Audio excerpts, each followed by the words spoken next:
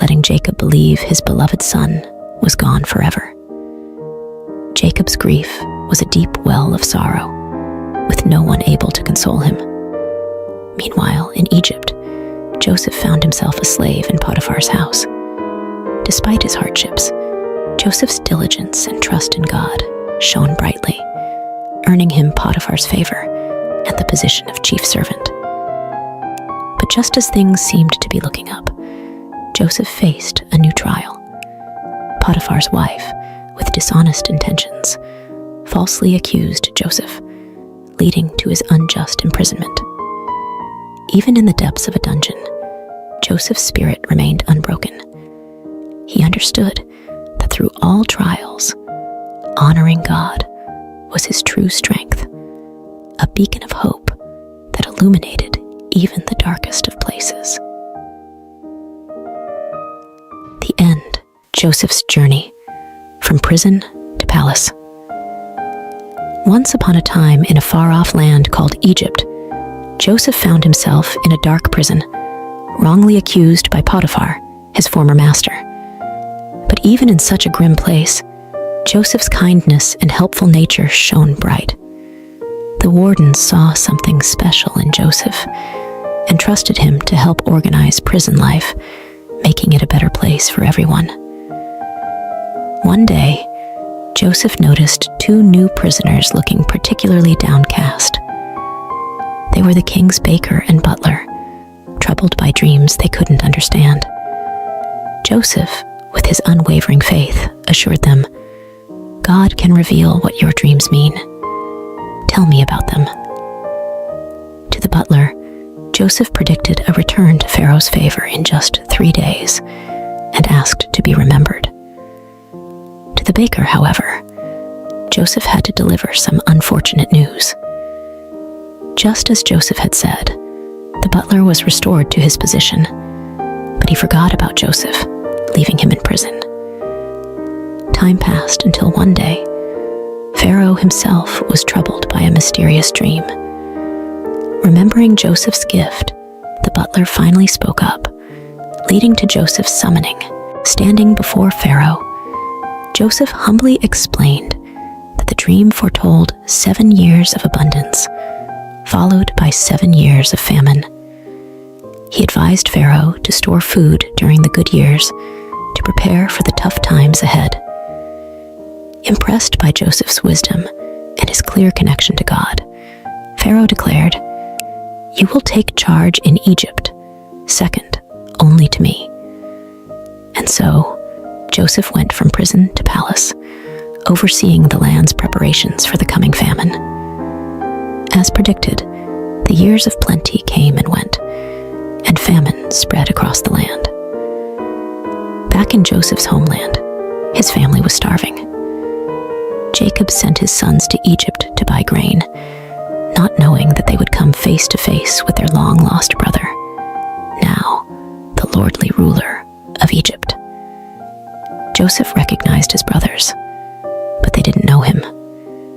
Recalling his boyhood dreams, Joseph realized that this moment was part of a bigger plan. He tested his brothers, demanding they return with their youngest brother Benjamin to prove their honesty. When they returned, Joseph could no longer hide his true identity. Overcome with emotion, he revealed himself to his brothers, saying, "I am Joseph, your brother, whom you sold into Egypt." The brothers were speechless, fearing for what might come next. But Joseph comforted them, explaining that their actions had been part of a divine plan to save their family from famine. "God made me lord in Egypt so I could save your lives," he told them. Soon after, Jacob and Joseph were joyfully reunited in Egypt, and the entire family was settled there, living in peace and plenty, thanks to Joseph's faith and God's guiding hand. The end. The Adventure of Baby Moses, From the Nile to the Palace. In a time long ago, Egypt mourned the loss of a great leader, Joseph. He had saved the land from famine and was loved by all. But as years turned into centuries, a new Pharaoh came to power, one who did not remember Joseph and his deeds. The Hebrews, Joseph's people, had grown in number and strength, which made the new Pharaoh uneasy. Fearing they might become too powerful, he decided to make them slaves, forcing them to build great cities under harsh conditions. Despite the heavy work, the Hebrews continued to grow in numbers, which troubled Pharaoh even more. So he made a terrible order. All newborn Hebrew boys were to be thrown into the river Nile. One Hebrew family, desperate to save their baby boy, crafted a plan. They carefully placed him in a snug, watertight basket and set it afloat among the reeds of the Nile, trusting in a higher power to protect their child. As the basket bobbed gently in the water, the baby's sister watched from a distance, her heart filled with hope and fear. Then, something unexpected happened. Pharaoh's daughter came to the river to bathe and spotted the curious basket among the reeds. With a mix of surprise and compassion, she ordered her servant to bring the basket to her. Upon opening it, the sound of the baby's cry touched her heart. "It's a Hebrew child," she realized, but instead of sending him to a cruel fate, she chose kindness. "Poor little thing, you're so beautiful," she cooed, perhaps even playing with the baby as anyone would with a precious little one. Watching all this unfold, the baby's sister saw an opportunity. She bravely approached the princess and offered to find a Hebrew woman to nurse the child. The princess agreed, not knowing the girl would bring the baby's own mother.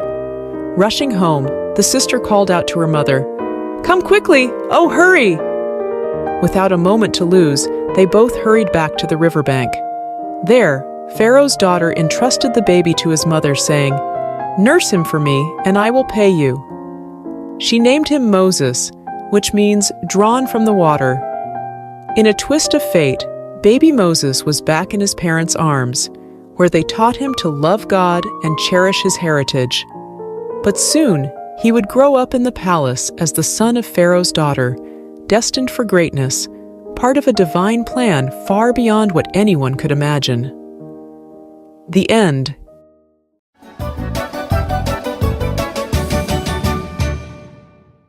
Moses, from prince to leader. Long ago in Egypt, Moses, a prince raised in Pharaoh's palace, faced a moment that would change his life. Despite his royal upbringing, Moses never forgot he was a Hebrew at heart. One day, he saw an Egyptian mistreating a Hebrew slave. Feeling a rush of protectiveness, Moses looked around and, seeing no one, stepped in to save the slave but ended up making a grave mistake. The very next day, Moses tried to stop a fight between two Hebrews, only to realize his secret was out. The news even reached Pharaoh, forcing Moses to flee to a faraway land called Midian for safety. In Midian, Moses found himself by a well, where he helped the 7 daughters of Reuel, a priest, fend off some rude shepherds.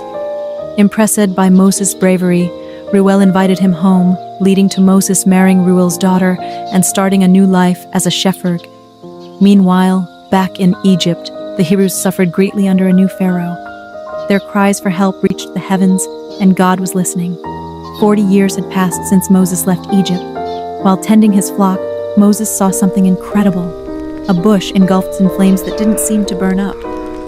Curious, Moses went closer, only to hear God's voice calling him by name.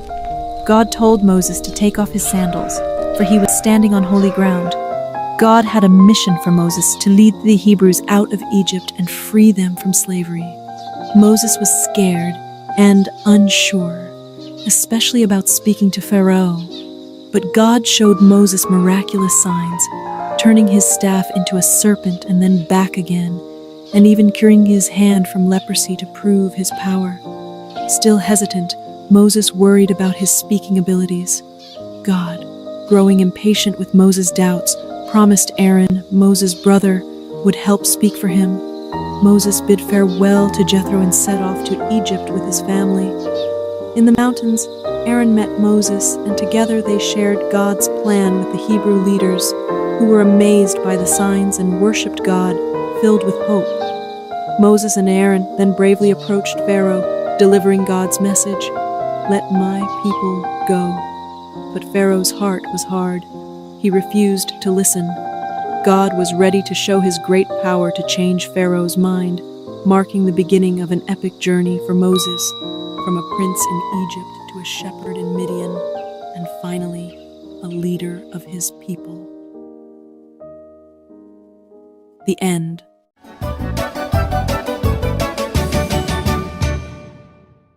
Moses, from prince to leader. Long ago in Egypt, Moses, a prince raised in Pharaoh's palace, faced a moment that would change his life. Despite his royal upbringing, Moses never forgot he was a Hebrew at heart. One day, he saw an Egyptian mistreating a Hebrew slave. Feeling a rush of protectiveness, Moses looked around and, seeing no one, stepped in to save the slave but ended up making a grave mistake.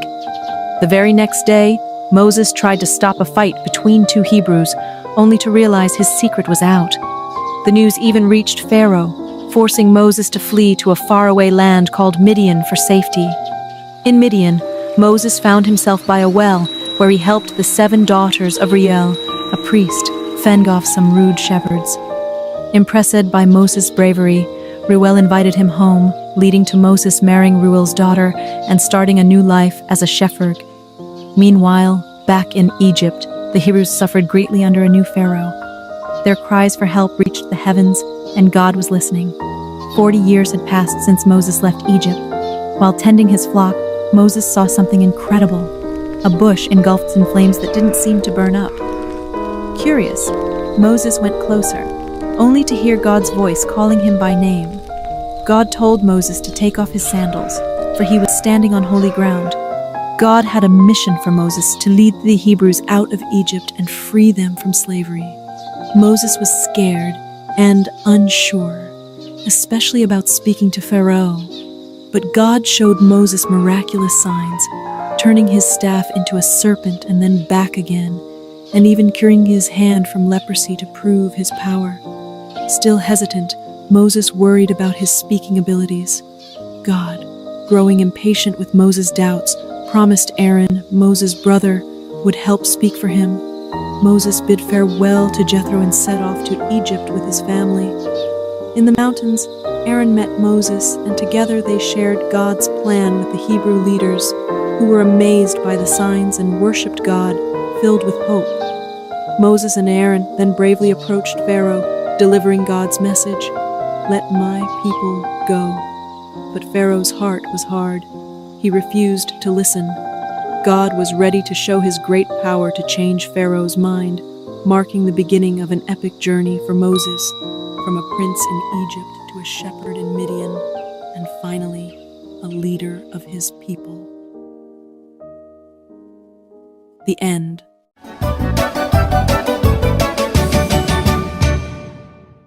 The Great Escape, Moses and the Miraculous Exodus. In the heart of ancient Egypt, where the Nile flows like a lifeline, through the desert a story unfolded that would be told for generations. Pharaoh, the mighty ruler of Egypt, was filled with anger. God had commanded him through Moses to free the Israelite slaves, but Pharaoh's heart was as hard as stone. Work them harder, Pharaoh decreed, increasing the Israelites' burden. He ordered that they find their own straw for brickmaking, yet produce the same number of bricks. The task was impossible, and the slave masters' whips cracked more fiercely. The Hebrews, downtrodden and despairing, blamed Moses and Aaron for their worsened plight. Moses, feeling the weight of their suffering, cried out to the Lord, "You have not rescued your people at all." But God replied with a promise of deliverance, sending Moses and Aaron back to confront Pharaoh. In Pharaoh's court, Aaron's rod transformed into a serpent, a sign from God. Pharaoh's magicians replicated the feat, but Aaron's serpent swallowed theirs. Yet Pharaoh's heart remained unyielding. The following morning, Moses and Aaron waited by the river for Pharaoh. With a divine command, Aaron turned the Nile's waters into blood, but Pharaoh's heart hardened further, refusing the Israelites' release. God then unleashed a series of plagues upon Egypt, each more terrifying than the last. Frogs invaded every crevice of the Egyptians' homes, but Pharaoh's promises to release the slaves were empty. Lice tormented both man and beast, and swarms of flies filled the air. Livestock perished, boils afflicted the Egyptians, and locusts devoured the land's greenery. Darkness enveloped Egypt for 3 days, yet Pharaoh's resolve did not falter. God's final, most grievous plague was to strike at midnight, claiming the firstborn of Egypt. The Israelites were spared, marking their doorposts with lamb's blood as a sign for the angel of death to pass over their homes. That night Egypt wailed as the firstborn were lost.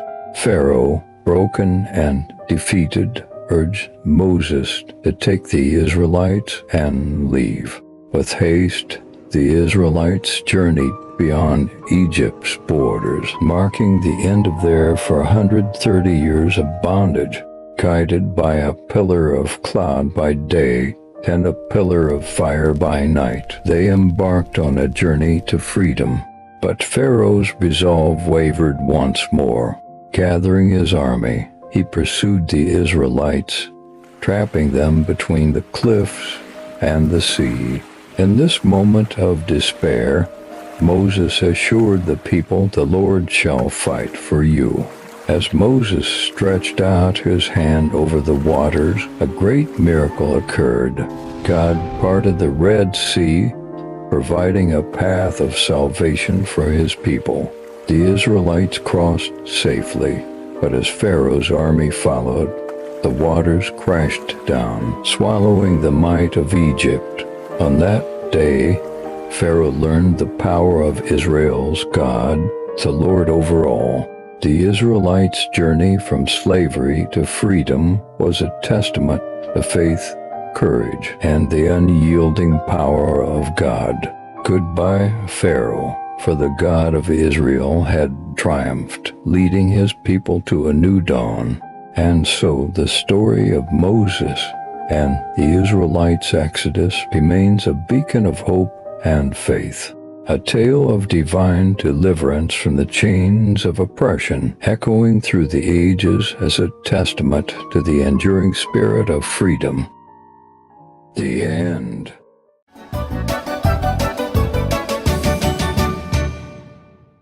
"40 Years of Faith, the epic journey from Egypt to Canaan." In a monumental act of deliverance, God freed the Israelites from Egyptian bondage. Moses, leading this newly liberated nation, initiated a song of worship, praising God's glorious triumph. But the harsh desert soon tested their faith. Thirsty and despairing at a pool of bitter water, their complaints rose to heaven. Yet God responded with kindness, transforming the water into a refreshing drink. Their complaints didn't cease there. Reminiscing the food in Egypt, they lamented their fate in the desert. But God's providence was unwavering. Quails by evening and heavenly manna each morning became their sustenance. This manna, a sweet reminder of God's care, required trust in daily provision. Yet, some hoarded, only to find their stash spoiled. Except on the Sabbath, teaching a profound lesson in obedience and rest. God's protection extended beyond their basic needs. When the Amalekites attacked, victory was theirs as long as Moses held high the rod of God. This divine partnership was further solidified when God proposed a covenant, making them his special people, an offer they eagerly accepted. At Mount Sinai, Moses received the 10 Commandments, direct instructions on living a life aligned with God's will. But in a grave turn of events, the Israelites fashioned and worshipped a golden calf, inciting divine and mortal wrath. The shattered tablets symbolized broken fidelity. Yet God, in his mercy, renewed the covenant and instructed the construction of the tabernacle, a sacred space signifying his constant presence. As they approached Canaan, the land of promise, spies were sent to survey. Despite the land's bounty, only Joshua and Caleb trusted in God's victory. The majority succumbed to fear, their disbelief poisoning the entire community's faith, leading to a decree from God, a 40-year odyssey in the wilderness. A period of wandering reserved for a generation that witnessed miracles but harbored disbelief. This story, spanning from Exodus 15 to Numbers 14, not only recounts a physical journey but also charts a spiritual expedition of a nation learning to trust and obey their omnipotent, omnibenevolent God. The end.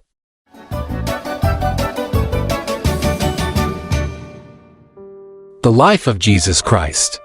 In the stillness of Bethlehem's night, a light was kindled that would illuminate the world forevermore. Born to Mary, a woman of profound faith, and Joseph, a man of humble origins, was baby Jesus. His birth was no ordinary event. It was the fulfillment of ancient prophecies, heralding the arrival of the Messiah, a beacon of hope for all humanity. Word of this miraculous birth traveled swiftly, and settling King Herod, who saw in the newborn king a threat to his reign. In a dark decree, he ordered a massacre, hoping to extinguish this emerging light. Yet, under divine guidance, Mary and Joseph fled to Egypt, safeguarding the promise of salvation. Even as a child, Jesus' wisdom was unparalleled, captivating the learned men of the temple with insights far beyond his years. But it was not until the age of 30 that he unveiled his public ministry, a mission destined to transform the very fabric of human existence. Choosing disciples from the humblest walks of life, Jesus embarked on a journey of teaching, healing, and miracle working. He healed the afflicted, restored sight to the blind, and even commanded life to return to the lifeless. Through parables, he unraveled the mysteries of the divine, making the kingdom of heaven accessible to all. Yet, his growing influence and radical teachings of love and forgiveness stirred the waters of the established order. The religious authorities, threatened by his message and popularity, conspired against him. Betrayal came from within his circle, as Judas, one of his own, led adversaries to him for 30 pieces of silver. The ensuing trials were a mockery of justice, culminating in Pilate's reluctant order for crucifixion. Upon the cross, Jesus' final act of love was a plea for forgiveness, not for himself, but for those who persecuted him. His body was laid in a tomb, sealed by a massive stone, marking what seemed to be the end. But the tomb could not hold him. On the third day, it stood empty. Jesus had risen, defeating death itself, appearing to his followers to reaffirm the teachings and the essence of faith. His ascension into heaven was not a farewell but a promise of the Holy Spirit, ensuring his eternal presence and guidance. The life of Jesus, from the manger to the cross and beyond, is a testament to the unfathomable depth of divine love and the power of faith. It's a story that continues to inspire, guide, and give hope to millions, echoing the profound truth that love conquers all.